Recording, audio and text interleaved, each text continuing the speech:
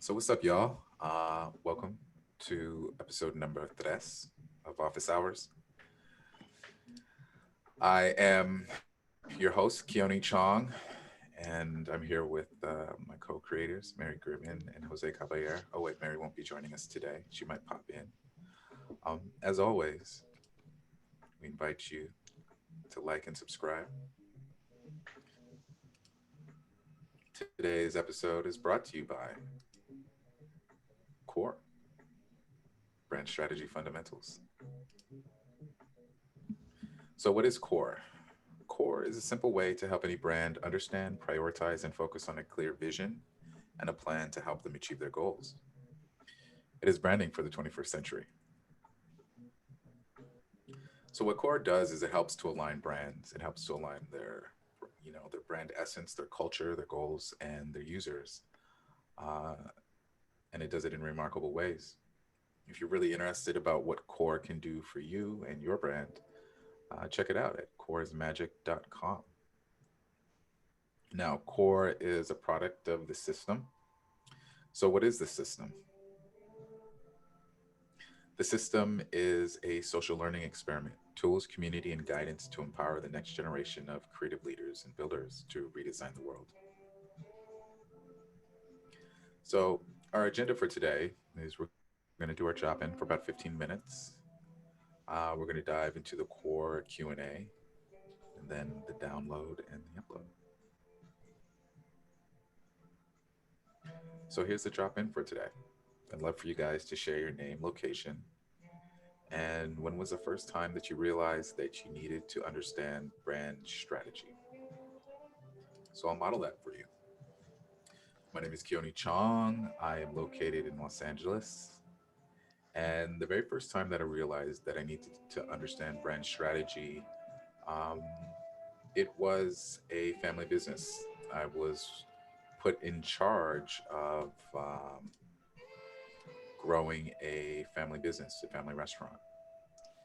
And in my research in the restaurant industry, uh, I realized that a brand isn't just what you buy, it's the relationship, it's the feeling, it's all of the subtleties that happen in between the purchase and after the purchase.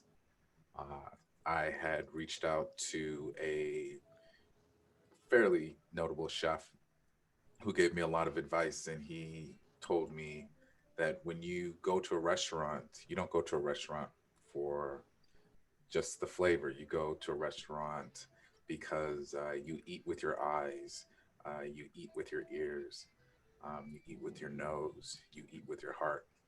And when he taught me that, that totally shifted the way that I looked at businesses. So, so yeah, that's when I realized that I needed to understand brand strategy. And so I'm going to read some of this some of the chat comments. Pape, so he's in Panama City, and he said that when his business partner charged a lot of money for a logo using the proposal template for the future, and he just copied and pasted the proposal and changed the numbers, and he asked, "WTF is a discovery session?" Arsenije from Belgrade, Serbia. So last year he was watching the future, and he was after watching a series with Melinda, he realized that that's what he was missing in development. From Christina, who's based in Ontario, Canada. The first time that she realized that she needed to understand brand strategy was from a few freelance projects that she had done in the past. She kept going in circles with the client, and she knew that there was something that was missing. Vijay, India. When he started to run a business of his own, an agency, and when he made a logo for the company is when he really discovered that he needed to understand brand strategy.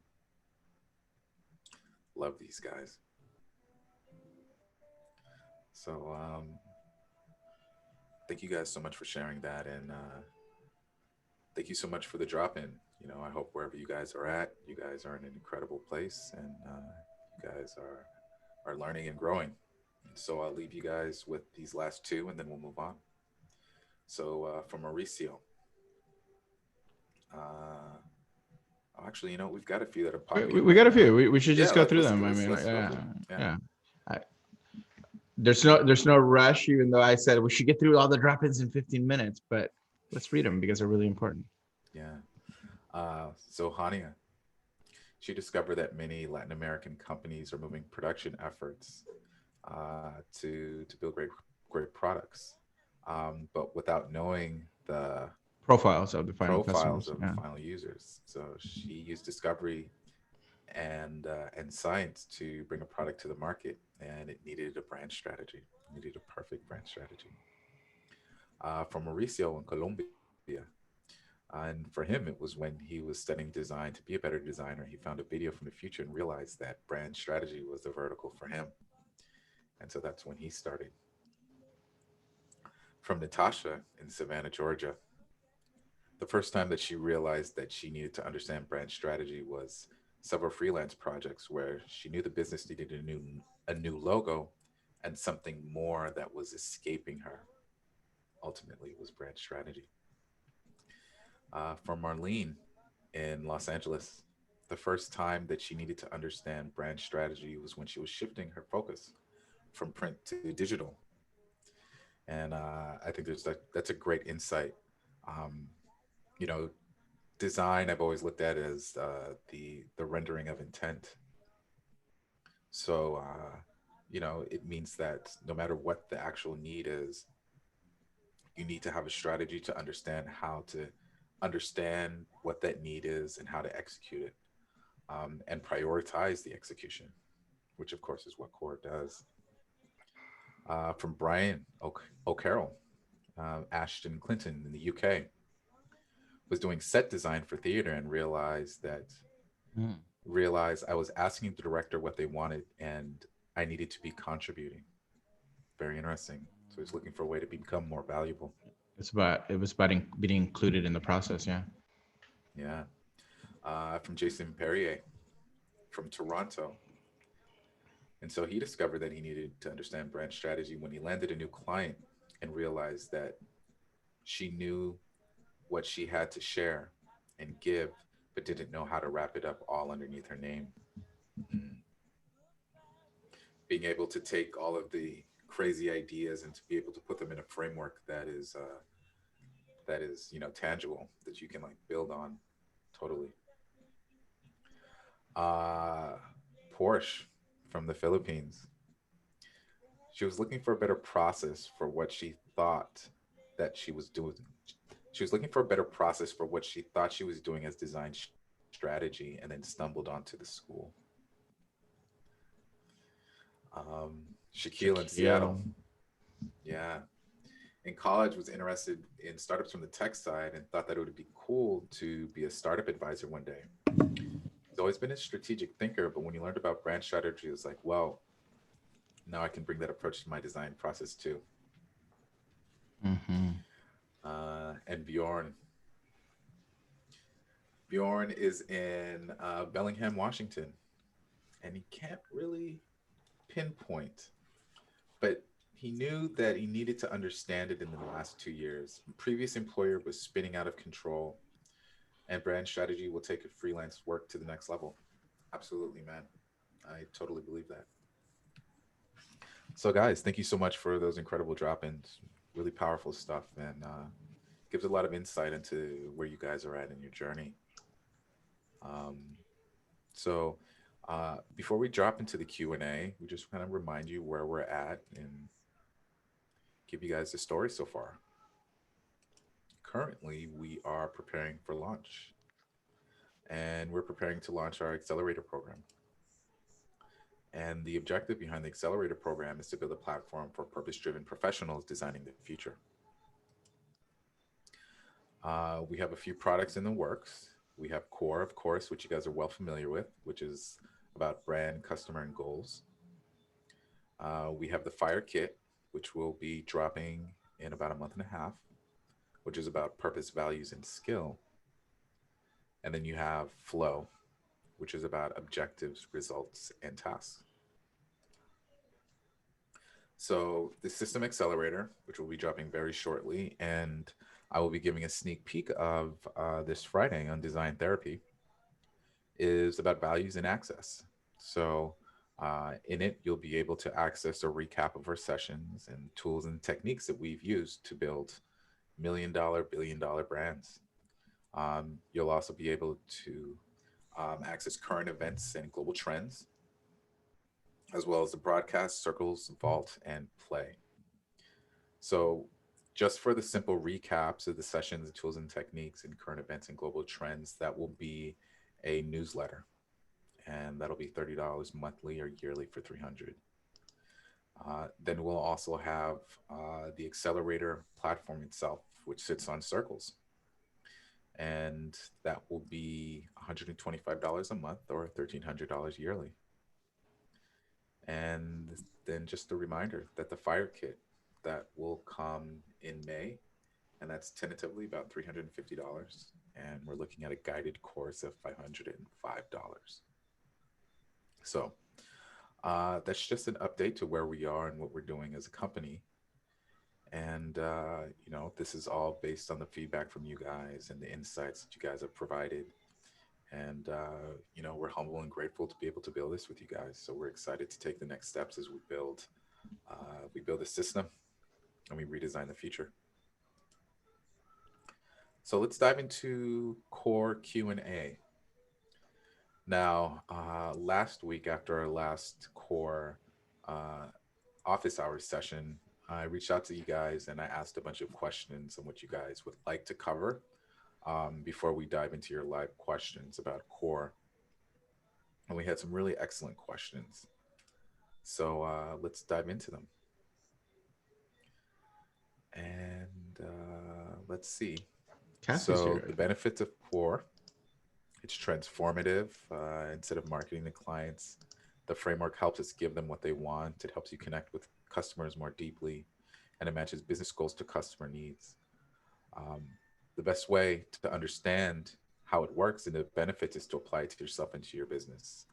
Are there any more benefits that you can suggest? In the previous slide, Brian Terry, he asked the same question on the future core group on Slack, and he answered it, or some people answered it. Here's what he's learned so far. It's transformative. Um, Instead of marketing to clients, the framework helps give them what they want, like actually the solutions. It helps connect with customers more deeply and matches business goals to customer needs. So those are some of the things. And Cassie asked a good question. Is it okay if it's quantitative? Is it quantitative or qualitative was her question. I think that's an interesting question.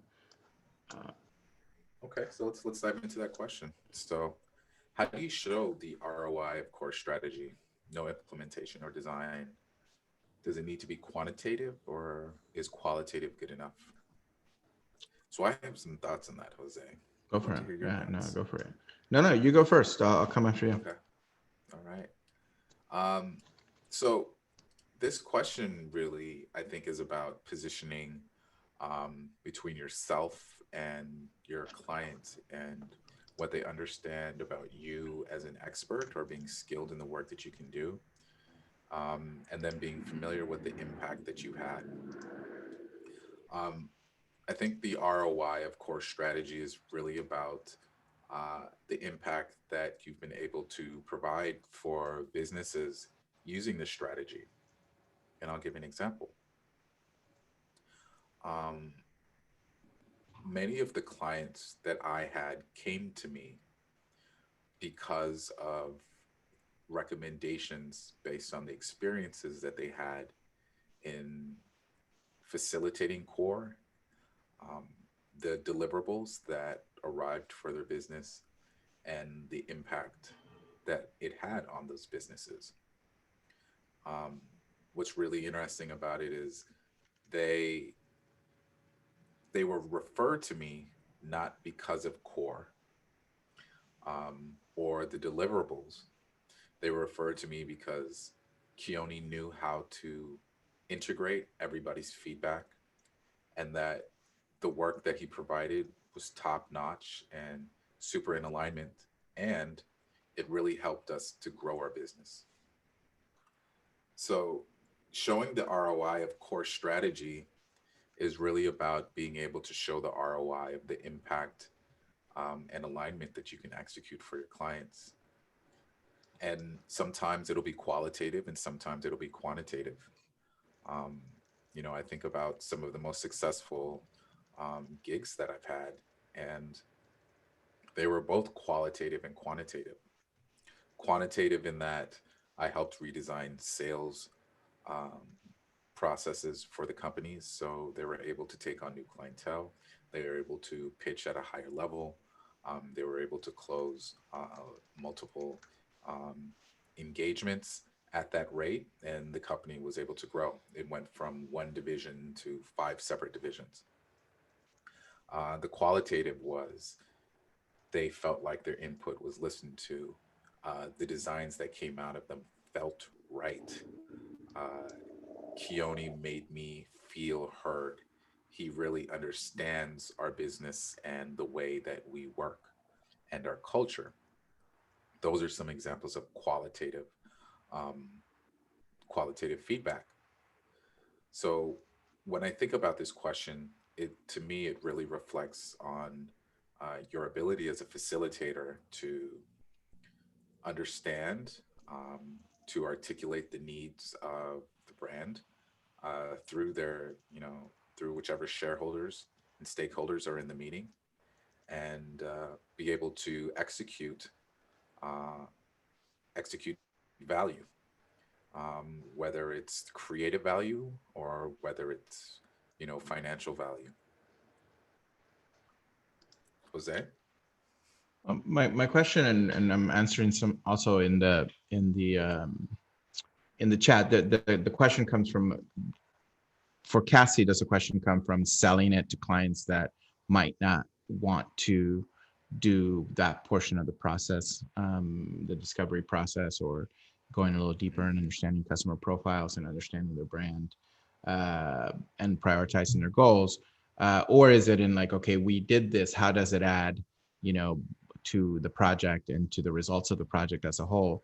And for me, how that manifested itself in our projects had a lot to do with whether we were tracking that or not with our clients, meaning how much of, there was customer satisfaction for the engagement itself, which we did at the end. We very tangibly did a exit interview for every client once we were done with the deliverables.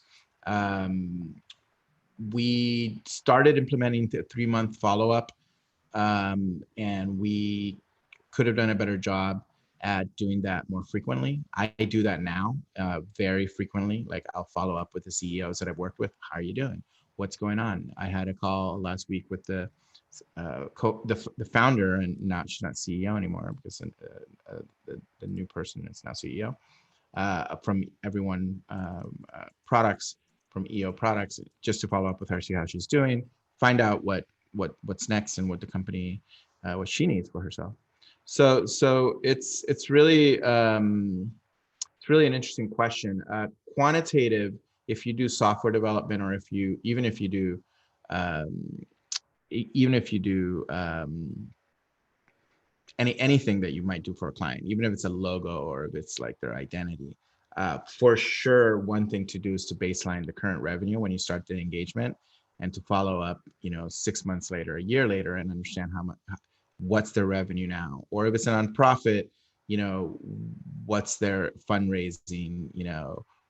Nonprofits are measured by the budget, and the budget is based on how much they raise or how much they service and get, and basically, if they have something that they give for money, whether it be programs, whether it be government contracts, whatever they might be, there's a budget amount. And if their plan is on expanding, and what you do either increases revenue from grants, et cetera, or decreases costs, and it makes things more efficient, then you can put those numbers in. But since we're designers, and we don't necessarily act as business consultancies, we might not have those things as part of our practices.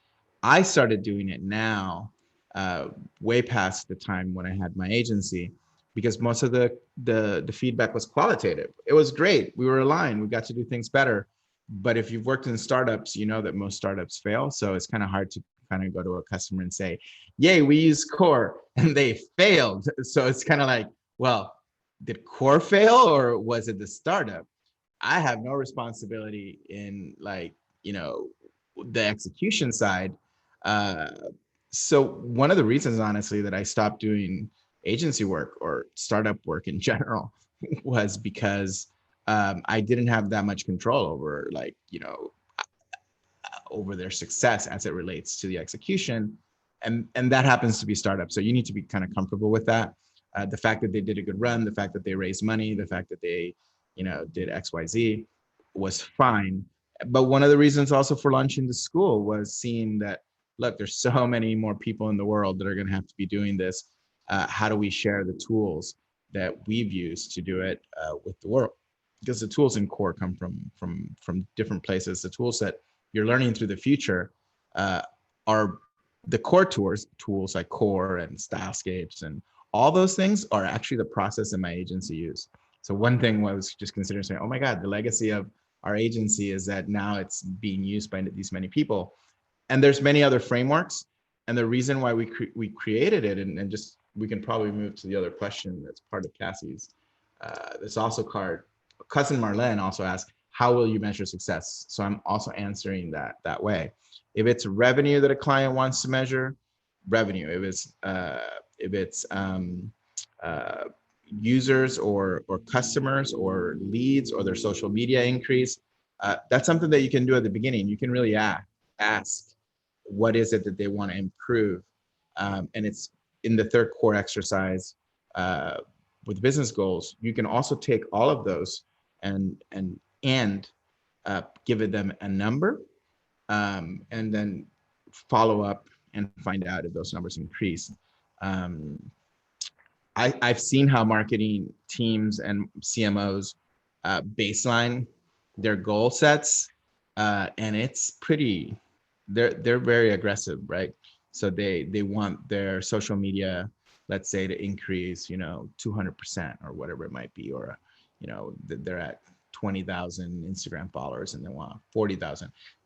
Those things now require you to understand the mechanics and be involved in the marketing work. If you're just doing brand and design work, you might not be involved in those, but it helps a lot to understand the mechanics and to do them for yourself and for your own business, which I see many of you doing, which is great, because when you're then working on a client, you can either interface with their marketing people or you can provide those services if you want to, though you don't have to, right? You can be specialized in whatever that is.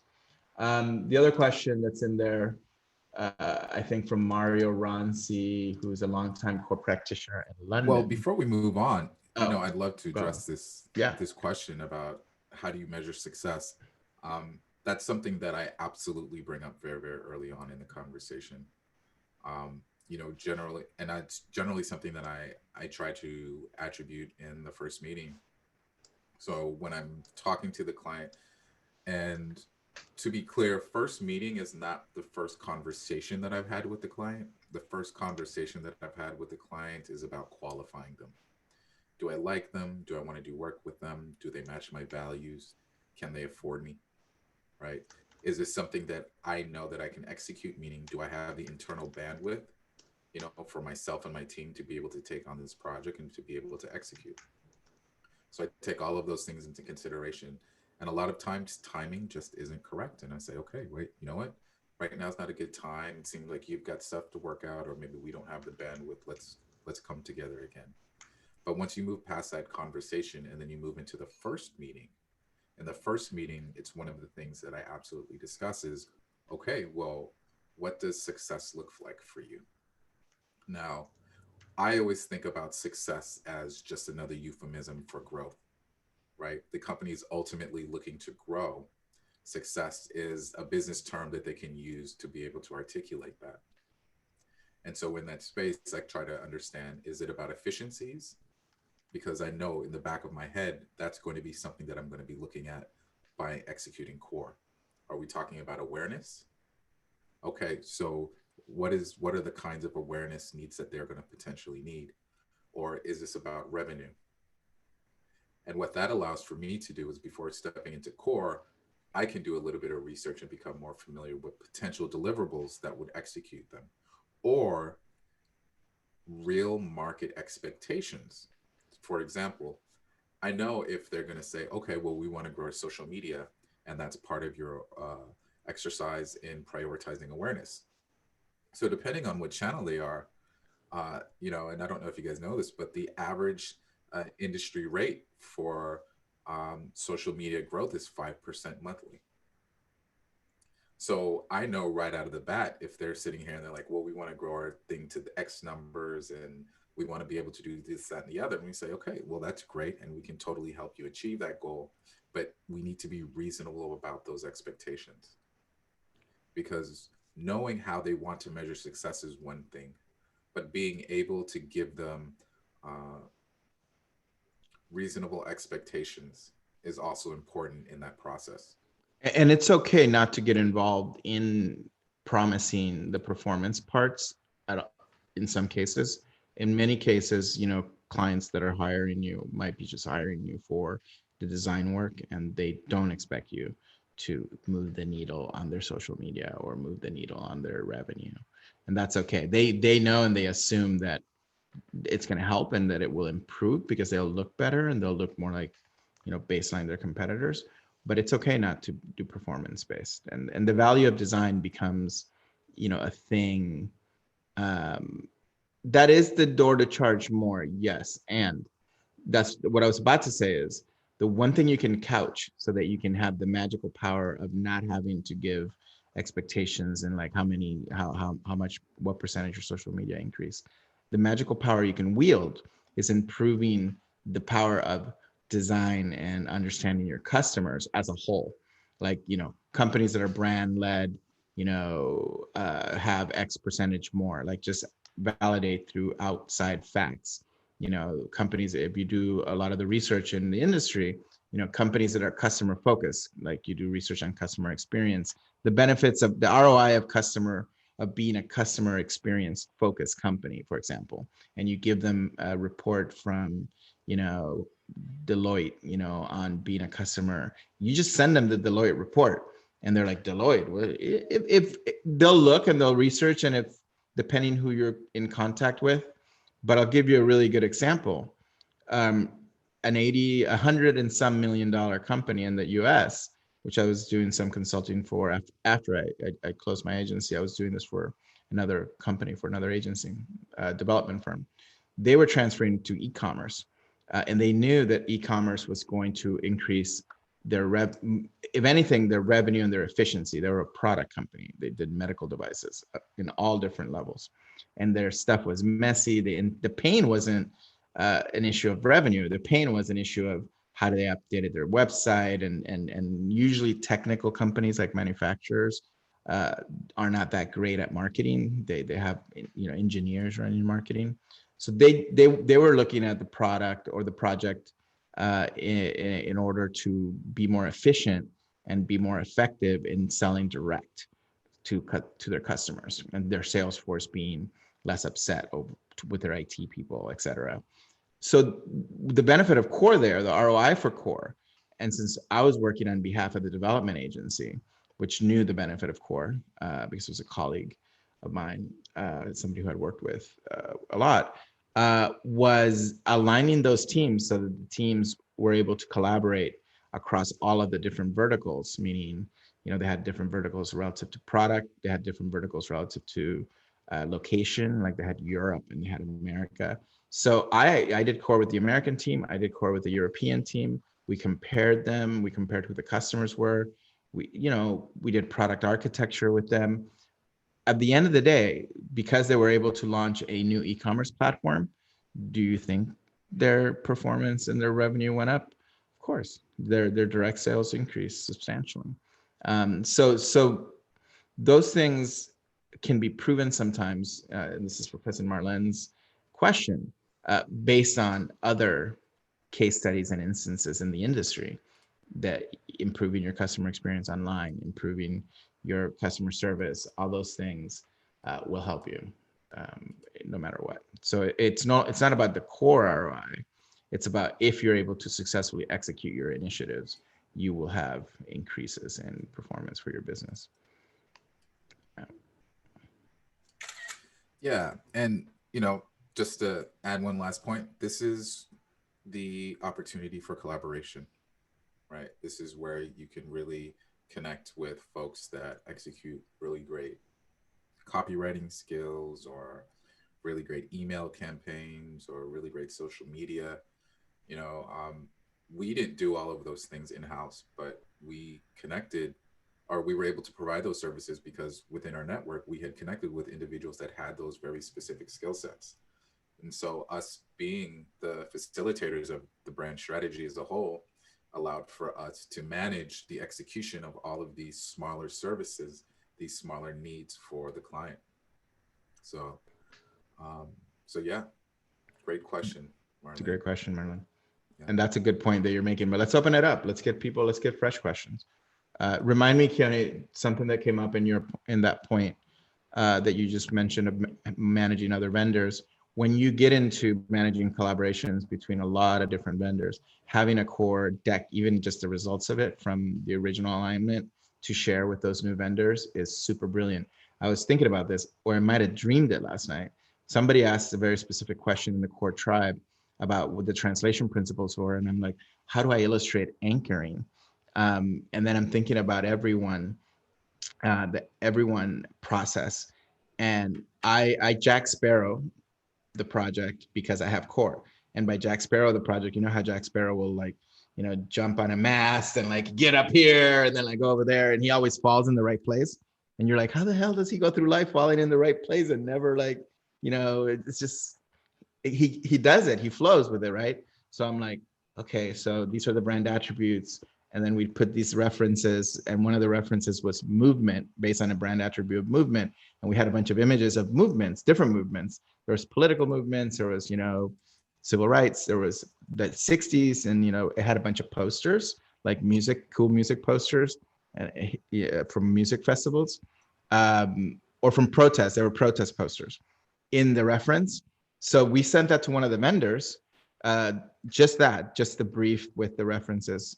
And they came up with a concept for the booth that had a bunch of posters on it. And they literally slapped a screenshot of our reference in their 3D model. And we're like, ooh, that's kind of a cool idea. The Bay has posters. And then I gave that to the other vendor and I said, hey, let's come up with posters that are related to the brand that are, but in the theme of hippie posters with the graphic language of what we're doing, and I gave references to that team, what graphic language would be. And I found some themes for them that were around the product that the CMO gave us, like mandates of here's a product we want to focus on. So all those anchors were done by one word, movement, referenced then in the example. And I'm just grabbing it and giving it to different people to do their own translation. I'm not even translating it. I'm not the one. I'm just giving them a little bit of a prompt to move forward. The booth looked amazing. So that's an example of kind of doing that. But I don't know why I added that story. Oh, it was what I was thinking about last night. Go ahead, Keone. Let's move us on to questions. Yeah, Mario Ronci. I hope I'm pronouncing that correctly. He gets the framework and he gets results for the clients with it. But is there a way to take the skill to the next level? Always looking to improve facilitation techniques. Really great question. And yes, there is a way. We're working on a facilitator's kit so that you can really dive in and be able to ground better, to really facilitate deeper conversations and really get to very profound insights. But in addition to that, this is why we felt the need to develop more kits. For many of you guys, understanding core and its framework and how to use it, core is very much the how, you know, and it helps you get to the what, right? It really helps you define all of the tangible Very much elements so, that yeah. need to be executed, right? Yeah. But the challenge is before the what comes the why. Like, why are we doing this? Like, what is the purpose of this? For founders, and this insight came from the difference in the way Jose and I like to facilitate. Like Jose, because of his experience, he's like very like cha cha cha cha cha. You know, he's chopping really quickly and finely and being able to pull together ingredients. And he's like, oh, this is exactly what you wanted. Boom, boom, boom. Well, I'm a little bit. I like to take pace. You know, I like to dig deeper. You know, and I ask, you know, like why, like why, where is this coming from? What is this? Why are you being pushed into this? Um, and it's because I really like to understand the vision. Understanding the vision allows for me to encapsulate all of the different elements, and then that allows for me to move swiftly. So this is why we're developing the fire The kit. fire kit is super important because it is Keone's, slow jamming the news version, right? Of like, okay, let's slow the hell down and let's get into the why. Because then that allows you to really kind of deal with the culture, which without dealing with the culture, it's really difficult to get companies to succeed. Now, Mario is talking about for him as a designer, and I know his practice a little bit, what's next for our growth. Our point of view, at the system, and Keone has given me a lot of insights that are really interesting. One of them is looking at core and saying, well, wait a minute, this fits into a 21st century kind of agile framework. How to implement, in agile itself is a dark art, meaning we as a community aren't necessarily well trained in it. Shaquille is somebody who comes from technology. There are some people here that do come from agile environments, but a small design firm doesn't, right? I took my agency straight into agile and like off the cliff because we did software and we were losing our shirt. Like we were losing our shirts. I don't care how much revenue you have. If you don't deliver your work profitably and you pay vendors and employees more than what you're getting paid, you don't have a business. So I needed to solve that problem, and that's why I started implementing agile. Especially also since we were really ambitious and we wanted to grow. Oh, Scrum. That book made me cry. It was like, oh, it was like a romance novel. It's such a good book. But the point about what's in the future for Mario is that fire allows you to anchor the why. Core allows you. Oh, you guys stop! Like everybody's throwing books like gang signs. Now like Keone pulls it out, and that's somebody else want to throw Scrum out. The third kit flow is really agile for pirates. It's like how do we do it as creative people? How do we make the rituals fun? How do we really use it? We're using it for building the system. Something that I woke up this morning with anxiety about was using our system, the why and the how, and then the flow part, the what, as we're building and doing it in the style. It's kind of messy, but it does work and it does produce results as you grow. The most important kind of thing is that those three kits together give you a foundation that you don't even need to figure out like the specifics of a lot of the things uh, at the beginning. A lot of people work on the mechanics, right? Growing our Instagram, growing our social media. But then without the why and without me getting to know you and your origin story, like I don't know how I'm connecting to you, right? Like you can, what I call dry hump it all you want. And it's not necessarily going to produce results unless there's a really strong core and unless there's a really strong, foundation and passion and fire.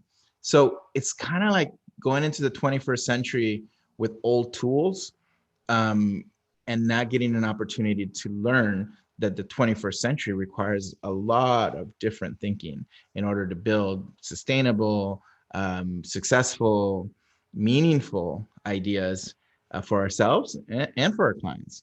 So I don't know how to explain all of that, but you know, the answer to Mario Ronsi's question, like, well, how do we go to the next stage, to the next level, is becoming 21st century, designers, becoming super like, there's a little bit of Jack Sparrow there and there's a little bit of Navy there. Notice that Jack Sparrow always collaborates. There's always a Navy guy helping Jack Sparrow.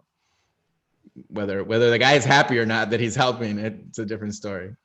So those are all really good metaphors. Yeah. So let's move on to the last question before we open up the floor. And I'll just leave some last. Actually, before we move on, I'll just leave some last points on uh, that topic about core and branding for the 21st century. You know, we, and I mentioned this, I mention it perpetually, is that we're really shifting our economies. It's the end of globalization, and so it's less about how much money that you can make, and it's more about how you're able to help a company grow. And so that means that you need to be value driven. You have to be agile because we live in a very tumultuous world. The market shifts, the technology shifts, the social shifts, all of these things. These are very rough seas, and you have to be able to help a brand navigate these really rough markets with aplomb. And the way to do it is for them to really be community oriented, for them to put people above profit. And Jose, you shared an image recently on Instagram about the quadruple bottom line. It's less of an ideal, and it's now an imperative, and we're starting to see it. The companies, I think the average length age of businesses in the S&P 500 is less than 35 years. That is a crazy statistic. And what that means are businesses that how they have always run are less and less able to stay alive. And there's a reason for that. I won't get into all of the reasons. It has to do with Milton Friedman and the definition of business that really was championed in the 80s and 90s, and how it's been reflected in, the hustle, um, the hustle hype, and the push, to make money at all costs, and it's all about the almighty dollar. That's not sustainable. That's not how human society has persisted, and it's not how we're going to be in the future. So we need to get back to our roots. We need to return back to a very collectivist perspective, and we're starting to see that shift in business. So just a few points in there, and then let's get to this last question before we open up the floor. And this is by Tom Sakuya, who has an agency, Carve, based in the Philippines as well. We love Tom. Yeah, An agency super that cool Core guy. built. Yeah. Yeah, and we always get this, this answer when we talk to customers. Who's your customer? Everyone, the horror. And what? So let's tie that into the point that I just made. Uh, I talked about how the future is going to be driven by companies.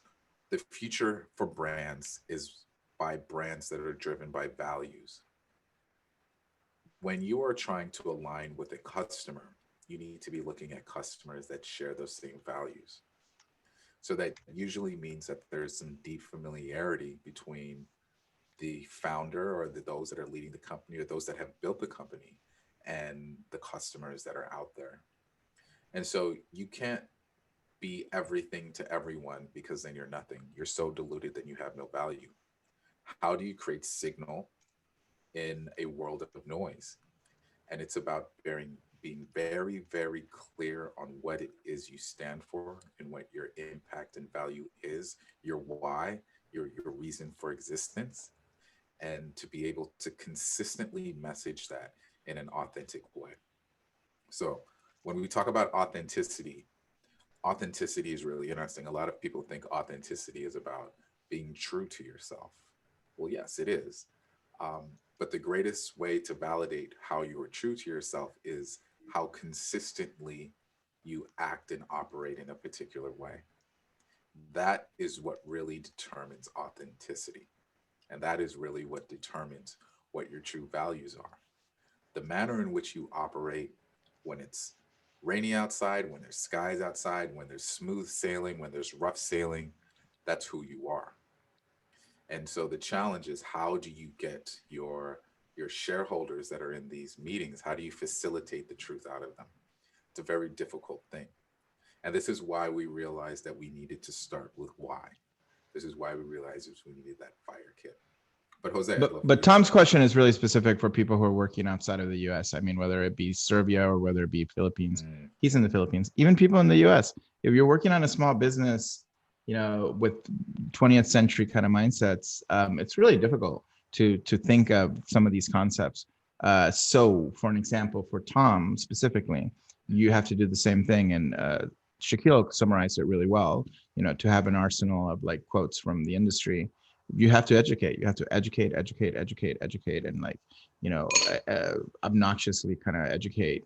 When I had my agency, one of my primary marketing things, we did a morning tech mornings, like where I bought everybody free coffee at a really cool restaurant in Culver City that they're closed in the morning. So I just paid, for the food and for the coffee, and I became friends with the owner from dining there. And we just had panels, and I invited different people and different people in the industry. And those panels, people came, like people who were looking to hire us.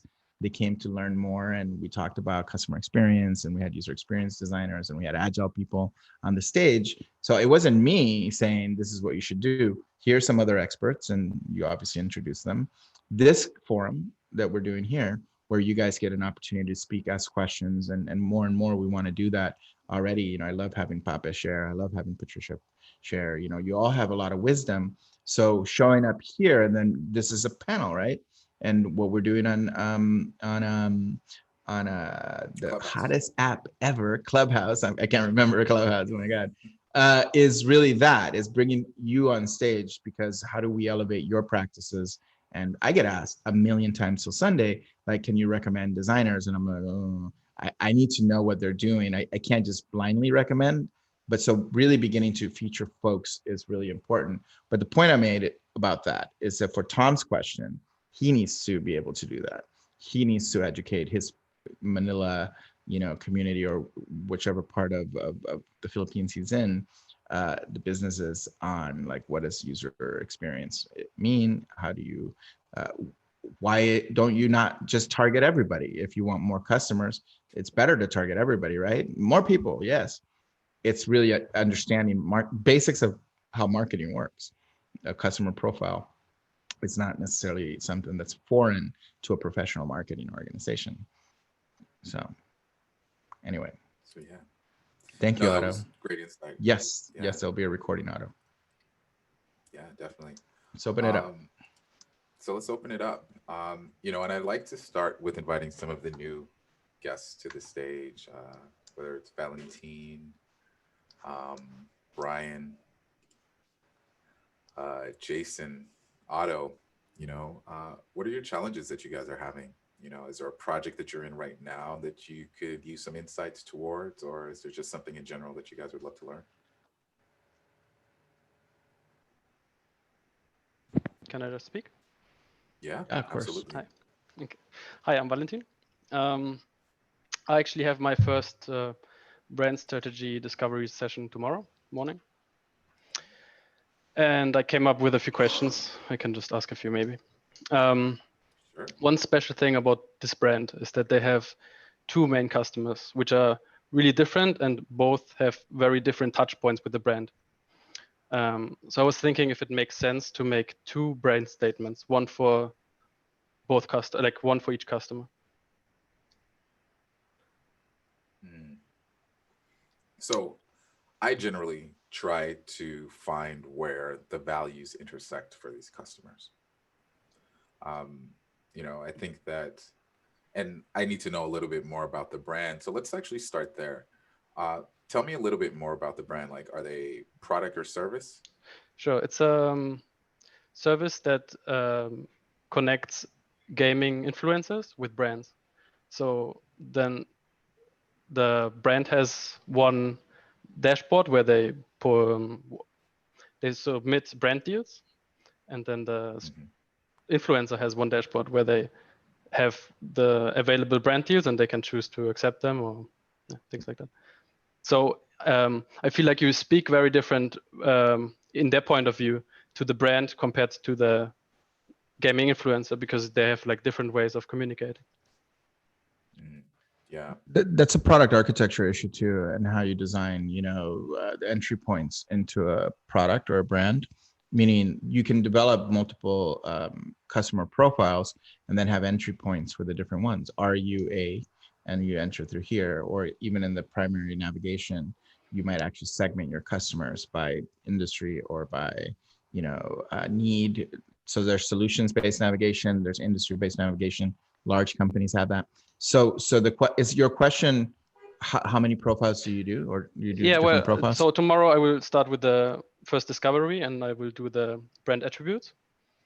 And I was thinking to make the brand attributes both, so as a customer, for example, in the eye of the streamer and of the brand. And then in the end, Yes, the for most sure. sense it probably makes to also make 2 brand statements out of that.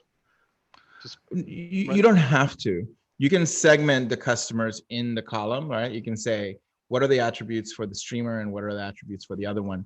You want the brand to speak cohesively to all of your customers, and then meet the needs specifically in the interactions or in the interface with the particular, product or brand online, in customer support, like, for this, press 1, for this, press 2, right? You want to segment them, but you don't want to have a brand for one customer and a brand for another one.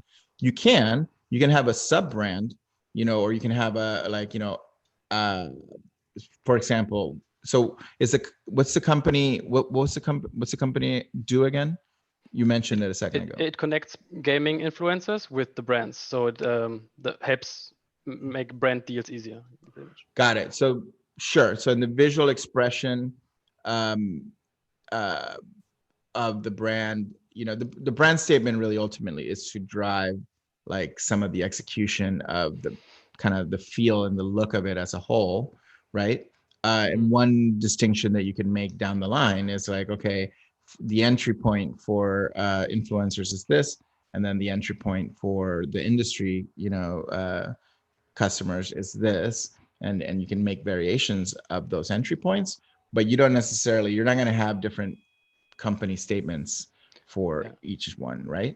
Is that the idea? A big part why I thought it might be good is because I think the voice would change depending on if I talk to the brand or the gaming influencer, because they're in such different worlds, right?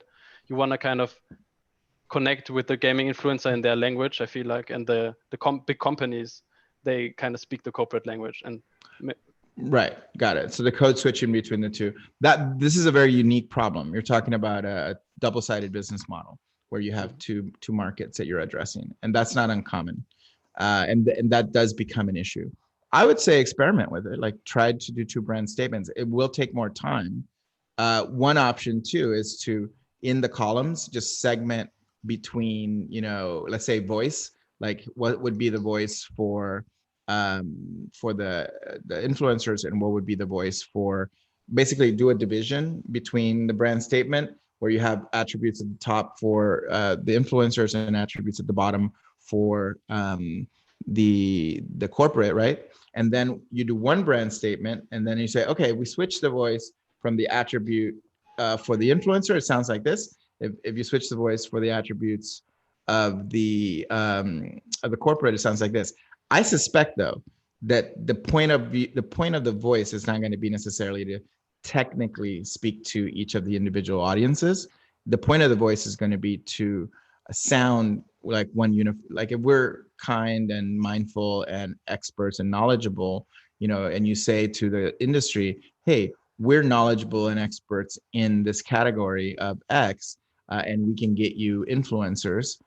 It's still going to be similar, the same person talking about it. And then when you come over here and you talk to the influencers, hey, influencers, we know you well, and we'd like to introduce you to companies. So you're a broker and a yenta between these two industries, but it's still the same person. It's like a matchmaker, like, Tinder and, Hinge and, Match.com and Bumble. They all have a unified voice, but they talk to the different audiences in different ways, right? They have to, right? Some more than others. Like Bumble is very specifically focused, on women first, etc. So try the column division, see how it works. But understand that you want to have a unified voice potentially, even though you're speaking and saying different things to different customer types. Yeah, that's awesome. Thanks. I have another question, but if it's too much, I can also let others. Well, ask it, and we'll let a few other ones. We'll put it on the queue. Sure.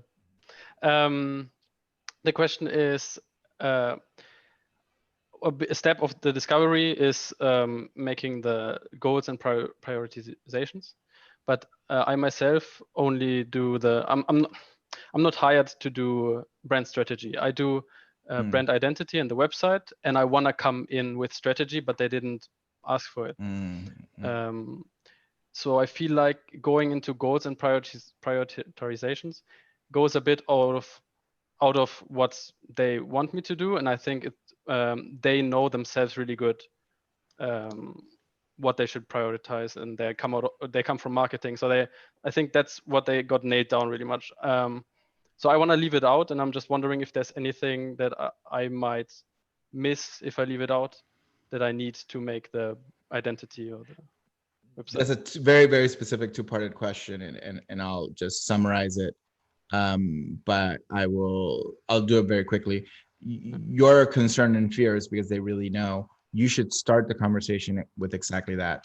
I know that you guys know what you need and you're experts, and I know that you guys didn't hire me to do strategy for you, but I am curious as to what your priorities are, even just the top 3 priorities in, you know, revenue, awareness, and these categories. This is how I am doing it, so that we know.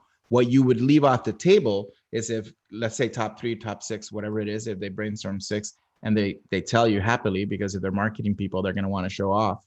Oh yeah, we know exactly what it is. So the minute you say that, they'll be more or less willing to do it. And the minute you admit that that's not what you were hired for, but if it's okay with them, yes, permission, I'd like to just sense what it is for you, so that we can prioritize our work. A bunch of other stuff that you didn't know that they needed will come up, and it will set up your next, you know, business development with them. So like the number one result that people say about being involved at that level with their clients is that they got a ton more work, that a $5,000 engagement became a $50,000 engagement, and that's the primary way that they increase their revenue. Yeah, awesome, thanks. Answers. Okay. I mean, I have more questions I could go off, but I don't. Well, put them in the text and let's let other people ask. Put them in the chat. In the chat. Okay, put them in the chat. Okay. I'll Okay, answer them. do you mind if I step in? Go for Please. it. Okay, so I guess I don't know if this is the right thing, but trying to keep your client on brand instead of a squirrel seeing a nut and going every which way. Okay, so I'll answer. Good luck with that. Yeah, go ahead, Keone, you take it. And then you know, Jose, you can give me feedback as well. You know, so shiny object syndrome is something that is constant with clients. This is why it's so important to have customer profiles, because customer profiles force your client into objectivity and away from subjectivity. So for me, whenever a client, you know, says, "Hey, what about this? What about that?" I'm always like, you know, these are really great ideas, but let's look at our customer. Let's look at where they are in their journey, and let's look at what their needs are. Does that serve a need for our customer? If not, then we shouldn't be looking at it. It's cool. I get it. I like it. It may be some really neat feature, but the challenge is always, how do we make sure that this is actually serving the needs of our customer and our community, as opposed to something that you think is cool and will drive, you know, interest for you? And that's always a battle. You're always dealing with the subjectivity versus objectivity with your clients. But Jose, you know, thoughts? Perfect answer. The number one reason to do strategy or to do core is to keep your clients accountable to what they said.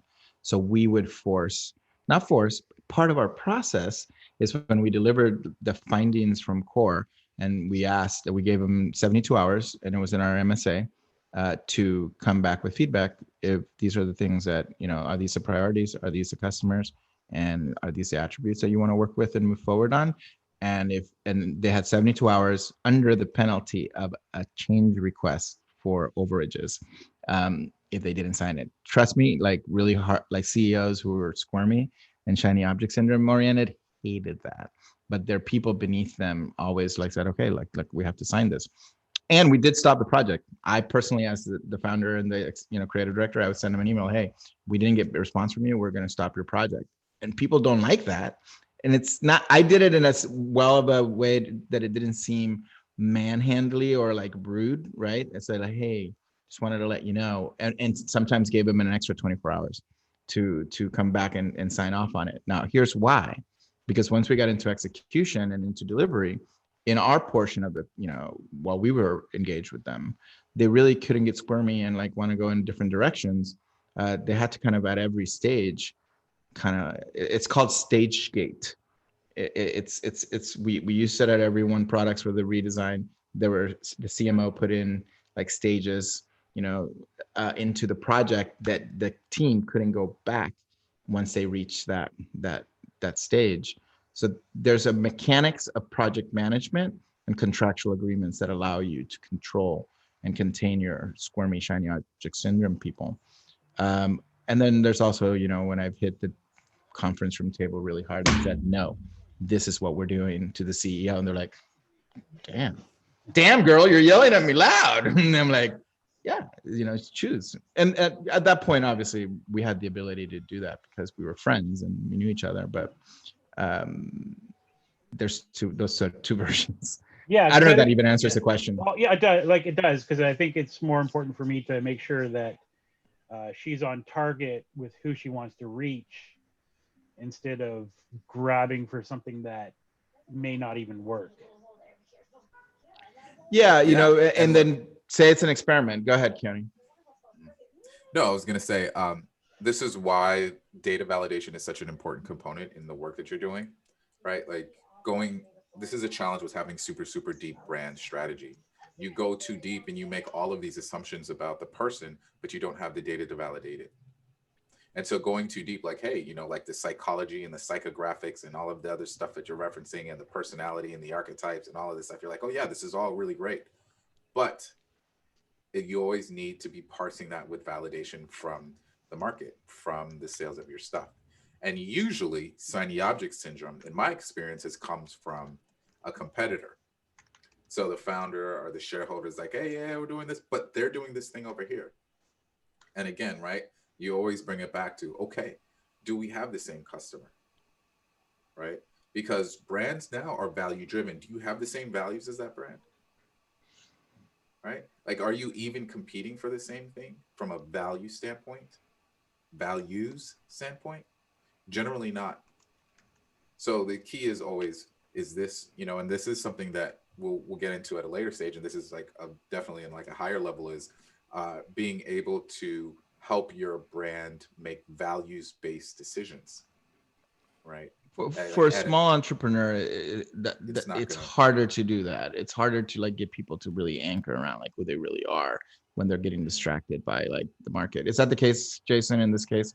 Is this somebody who's I think it's just that she has just too many ideas in her head and she just wants to sort of, she's very creative. Jump at all of them. She wants to jump all of them. Need to get her to focus directly on what would benefit her and her right, appeal to the bottom line. Is she on her own? Does she have other she's on people her in own. team? She's a speaker, so it's sort of trying to sort of, those are really hard. Solopreneurs are really hard. Where to reach out to, and then if we get something outside of that, then that's fine. The way I deal with solopreneurs is to say, like, let's do an experiment and test it and validate it really quickly. Like basically, like whether it's with a landing page, whether it's showing the design to somebody else, whether it's doing a focus group for those customers very quickly. You might not have the budget to be doing focus groups, but you have a lot of experience with this, Keone. Yeah. Another thing that I do is, I generally work in an agile framework, meaning, okay, for this month, this is what we're going to do. We know that we want to do all of these things. So that's on the backlog. But right now, based on your budget and what you can accomplish, this is what we're going to focus on. And then any new ideas that you may have, great. We can't act on them now because we're in the middle of this sprint. And this sprint is 2 weeks, or if it's for the month or whatever. And so what we'll do is I'll take that idea and I'll put it onto the backlog. And then when we get to next month, when we can actually build and we have enough revenue to do the next thing and build the next thing, we can prioritize it, right? And the prioritization always comes within the scope of the customer. So this is where the customer is at. This is what we've built so far. This is what we think that they need. This is the data that we have. Here are all of these things that we think can solve this need and help us push this, this sales campaign that we're building, or this website, or whatever the thing that we're developing for them, to the next level. Now, that shiny object thing, how does it sit compared to all of these things in the context of the customer? That's a smart way to do it. Your backlog. Now that's if you're doing agile in your project, that you just say, okay, look, in the next sprint, we can test your variation. Yeah. But most of the times they don't have the budgets and the time. You don't have the time to do that. Okay, cool. Thanks. I mean, there's something with solopreneurs, you know, guys, is like the relationship becomes super important. It's like a marriage, right? You have to get really intimate and really deep and get to really know the person, and like you become like their soul coach, right? And that's my experience with me learning. The more I learned about myself and did more work on myself, the easier it was to kind of relate very directly to, you know, the person, and like just get real instead of just being a vendor. And I always tried not to position, I never wanted to be a vendor or like a designer like that they hired. I wanted to be their partner, you know. So eye gazing exercises at Burning Man, super recommended as a kid. I'm just being funny, but yeah. Awesome. Okay, is it all right if an old participant jumps in? yeah, come on. What's up, brother? Hey, what's going on, guys?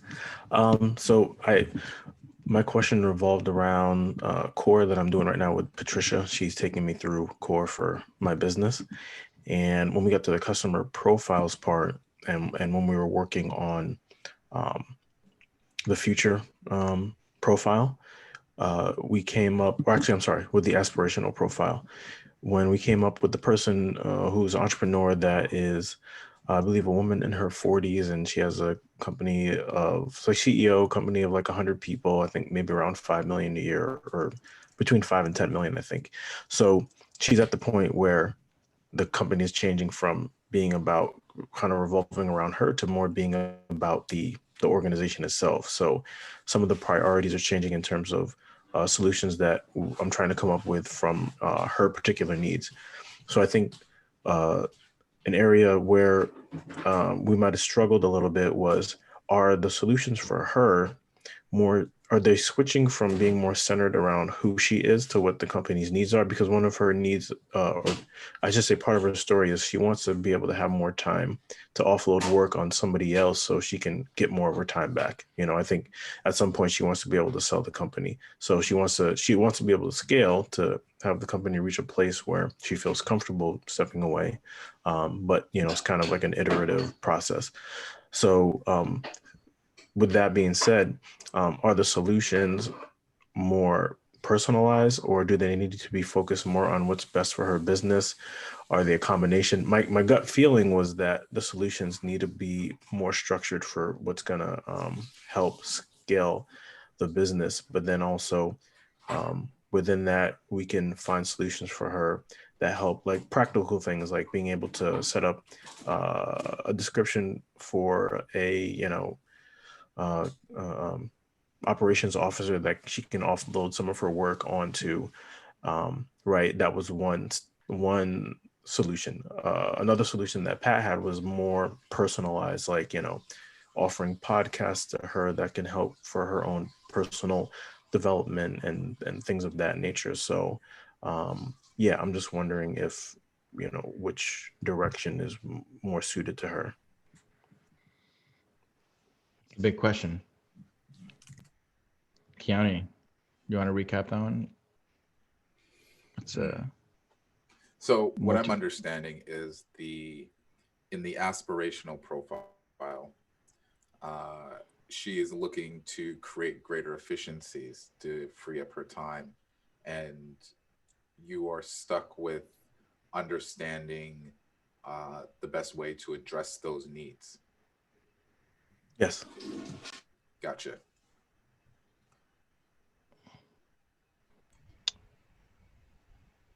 For her personally, and it sounds like there's an overwhelm. So for example, for the Yeah. user profiles, when we went through it, when Cliff and I went through it, so we built the story of the founder, right? And then when we came to the needs, like she wants more time with her kids because she's married. Yeah. How do we address? Are we going to address the personal needs or the business needs solutions? Got it. So if you go personal into the needs of a customer, which we do sometimes, it's really based on this idea of like what does what competes with the time and attention of this customer in general, right? And if it's, you know, kids or like their life or like other competitors, you can put those in. Sometimes you just don't, and you just say, here's other competitors. But in that case scenario, it's really a lifestyle question. And there's a solution that you can put in there that you build a culture of integration, like where it's okay to have your kids in a call, you know, like, you know, I had a client that had their 3-year-old on the call, and the 3-year-old was bouncing around. That's one, like, just you create a culture of including families, and you can say that out loud, that, you know, it's a family kind of thing. And in the images you choose and how you market yourself, it's like, hey, we're family oriented company. Because you can't necessarily, unless you start offering babysitting services and like cooking services for, like, you know, helping her. One other solution is like where you're more efficient with how you deliver, that you take away like the work from her so that she has more time. So what you're positioning is like, we give you back time because we're taking care of all the things that you need for your business. And you can also expand your business into that. Are you a busy solopreneur? Do you want more time with your family and with your, you know, friends and spouse? Let us do all this stuff for you. We have a network of freelancers that we can outsource it to, and we can help you deal with all that. So that's a way to do it. But make sure you mix both personal and business needs. And that's kind of nice to, if you're targeting solopreneurs, and in the case scenario of many of us now, in the current condition that the world is in, we are dealing with our own lives and integrating a lot more, you know, and being more personable and more like, you know, integrated. So I don't know if that's an answer, but that's my thoughts. Yeah, my only and thank you for the answer, Jose. I was kind of straddling on the line because part of me felt that some of the solutions in the personal might lean more towards life coach, business coach, or more so life coach, which I'm not as trained in. But I see what you're saying is like, how can you fashion personal solutions in a way that solves all the business solutions at the same time. So it's kind of one and the same. But yeah, I just want to make sure I wasn't moving too much into the realm of life coach. Don't go too, like, I won't tell you the whole story, but I read the book The Coaching Revolution by Logan is the last name of the author from USC. It's an older book, but it was amazing. And I started using techniques, and our client quit her job, and we lost our client. She's like, you changed my life. 6 months later, I got a divorce. I, like, you know, I changed I'm in design school. And because I'm like, yeah, girl, you can do it. You can be empowered. I'm like Keone, you know, I was like just going in there and like, just, oh man. But we definitely, it was a big engagement. It was $100,000 engagement. We had already finished most of it, so it's not like we didn't end up, but we didn't continue it, right? Man, yeah, share that story. I know. Don't go into the realm of personal coaching with your clients. Yeah, we should have like an after hours stories, man. And I'm being facetious. It's okay if you change your clients' lives. Yeah. Can I ask something? Yeah, sure can. Yeah.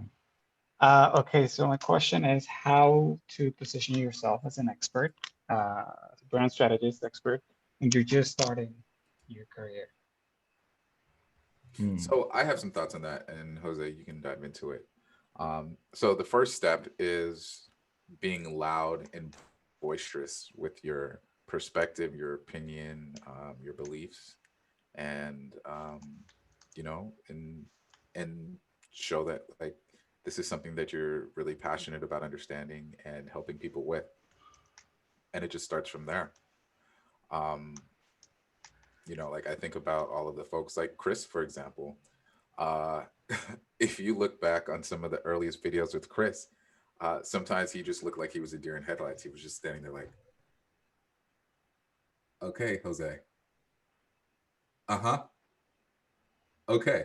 Like you just have to get out there and you have to put yourself out there and you have to get comfortable talking about it, you know, publicly. And as you start to develop your voice, as you really start to develop your skill set, and you know, you really start to have like your superpower, which I look at it as you know, like really understanding your origin story and your purpose, and how you tie that into the work that you're doing on a daily basis and this vision that you see that you're moving towards. Um, when you are able to do that in alignment, and you are able to consistently do that, and you can consistently deliver value to your clientele, you will start to be seen and perceived as an expert. And this all boils down to the question of authenticity, which again, I say authenticity is about the consistency. How consistently are you talking and showcasing your values, not only in your work, but your relationships and the impact that you're delivering? So, Uh, there is no quick There's get no rich right quick way, version. yeah. Yeah. There's no quick way to deal with that. But Shaquille also plus one that question, and many of you have it. Obviously, that's like so positioning yourself. Obviously, it's a challenge. It's a challenge for me. It's a challenge we're going through with the system, figuring out what do we do. Are we more consulting and implementation of these principles? Or are we more kits? Are we more a platform or a community? Oh my God, like figuring all those things out and doing experiments, progressively. One thing that you guys can learn from us is that we just experiment a lot. Like just even these calls, it's like listening. We're listening to the stories, and the stories become ingrained in our own minds, and we can kind of express and build around that. So if you yourself, knowing that you are at a certain stage, are just, I call it zero distance to truth, because social media and like today's communication mechanics really allow for you to be more real time with the reality of what is, right? Which is you're starting. So it's like, hey, I am starting. I just finished doing core for myself, or I just finished doing, these exercises for ourselves. We just define our brand and define our customers. Don't even call it core. You can if you want, give it a shout out. But and we're defining our priorities, and then you put it out. Notice that we do that on these episodes. Like the reality of what's being created and who we are has happened through us sharing core with others and through the screen, right? So you share it with others and what you are working on and what you're trying to accomplish, and then how you're translating it. And it doesn't have to be in video. It could be in blog posts. It could be in Facebook posts and Twitter, Instagram. Obviously, is a great way of sharing that narrative, and realize and understand that there's people watching. Like my clients, that follow me on Instagram or past clients, they're watching, and they'll reach out when they something touches them, and they're like, "Ooh, yeah, I like what you're saying," or "Hey, I need help with that." So and that's always happened in my career. It's like whatever I put out because I'm testing it out, it's great. And then you also don't have to be an expert. What I did early on is like, I'm not an expert. Who can I hire to co-sell? I didn't have the engagement yet, but my first brand strategy engagement, I sold it for a lot of money, and I didn't even know how to do it. Like, I mean, I knew how to do some of the exercises that we have in core now because I was a user experience designer, but brand strategy. So I asked my network in LA, like, who's a really great brand strategist, and Mary found someone through her friend Tony Wong, and it was Tony's ex-wife now, and she came in and met with me and the client, and we pitched it, and they liked each other. You're selling people, right? You're not selling, like expertise. And we did our first big brand strategy engagement, and I learned a ton. Then I hired her to do brand strategy for us. I understood how she did it, and I realized that our clients really weren't going to pay for that. That was the old model of paying a lot of money for a 100-page deck with all these insights and research and all these things. And our clients were startups. They're like, hell no, we're not going to pay for that. We just want you to build it for us. Yeah. So that's a lot of the birth of how core had evolved into being such a compact framework. But yeah, be real, be true, share where you're at. And the more you do that, the more you'll become an expert. Yeah. And Pape, you have one really interesting comment you heard. You said about fake it till you believe it. Um, I used to do that. I used to think that. And I don't believe that anymore. I believe that it's about understanding why you are doing something, like what your passion is, because that will always motivate you. Faking it till you believe it can lead you down some paths that can leave you unfulfilled.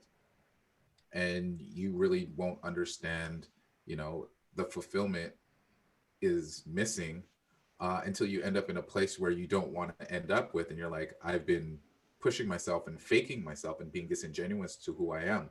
I think it's actually the opposite. You really need to start diving deep and understanding what your true values are. What is your origin story?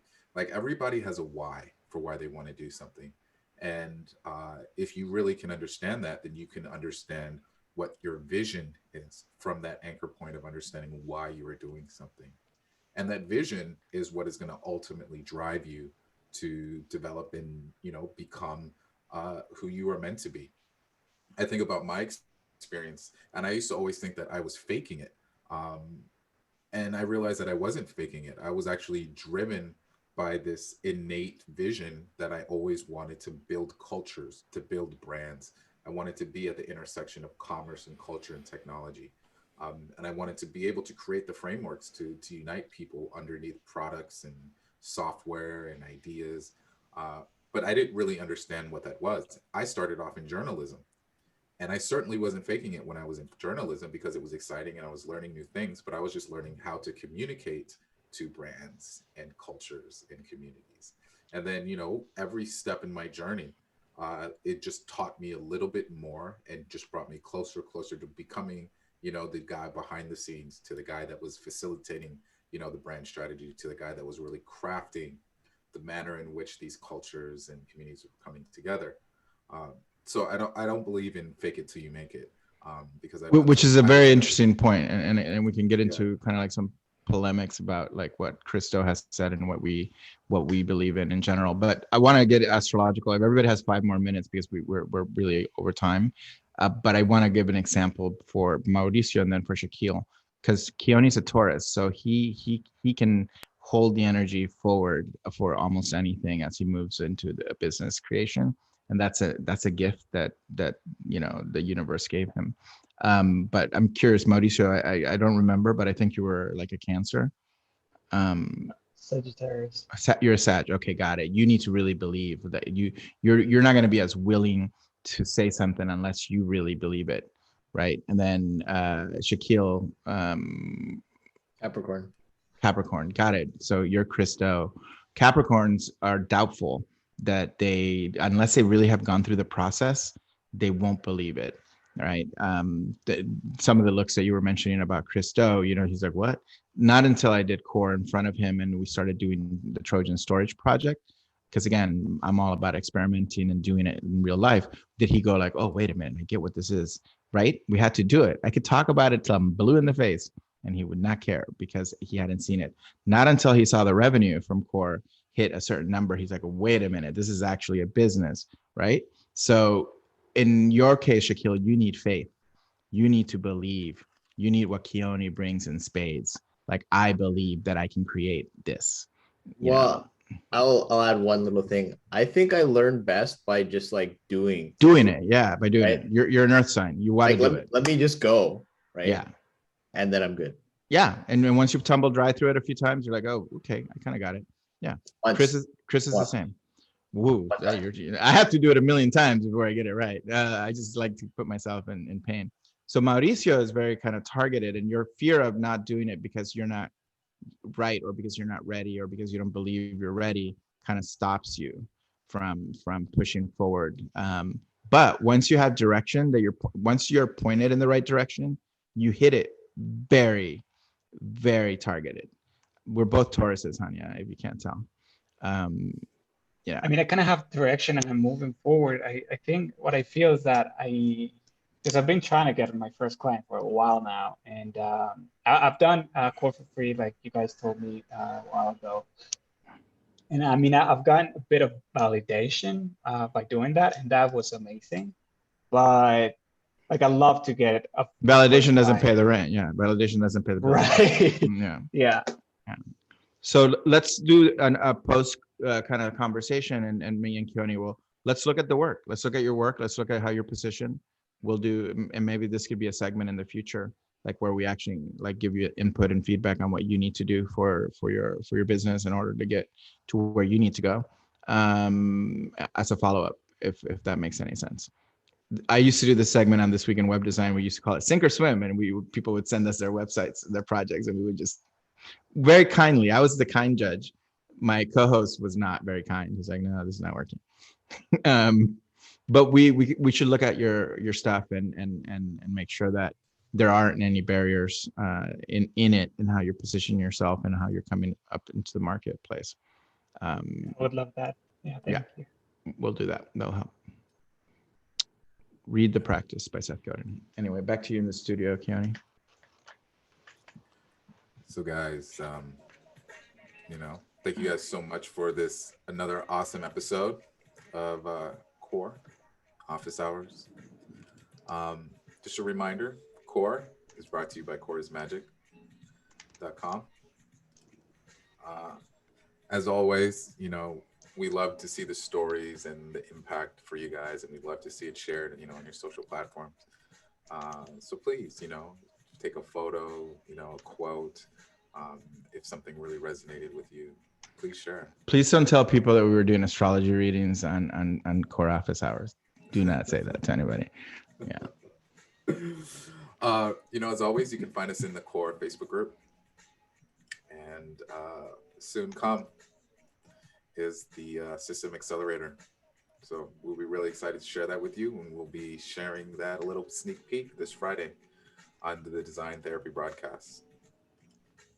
So as always, like and subscribe. Thank you guys so much for being here with us. And Namaste, Mahood. Thank you, Keone, for doing such an amazing job.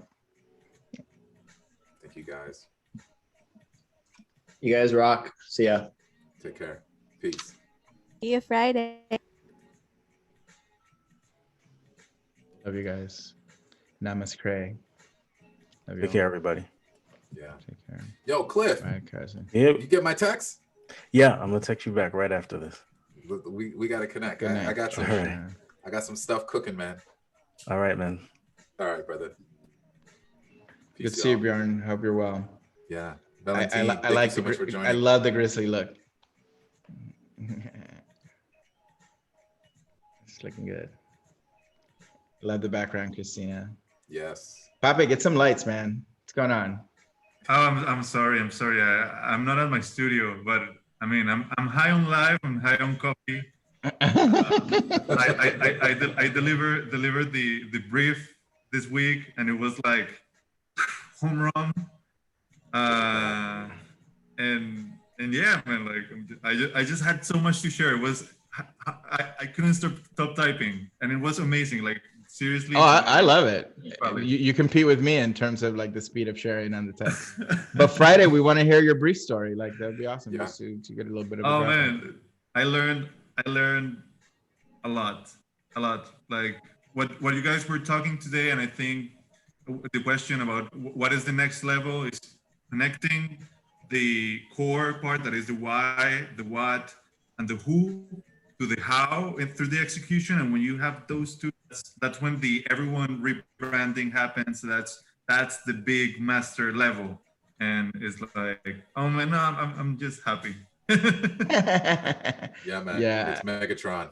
It's Megatron. Yeah, right here. There's Megatron right there. It's all coming together. Yeah. See you on Friday. See you on Friday, Alrighty, guys. guys. Love you, Take care, Hanya. We should catch up, Hanya, and do another session. See how you're doing. Good night. Yes, Bye. we Good do. night, Bye, everybody. guys. Bye bye. Bye-bye.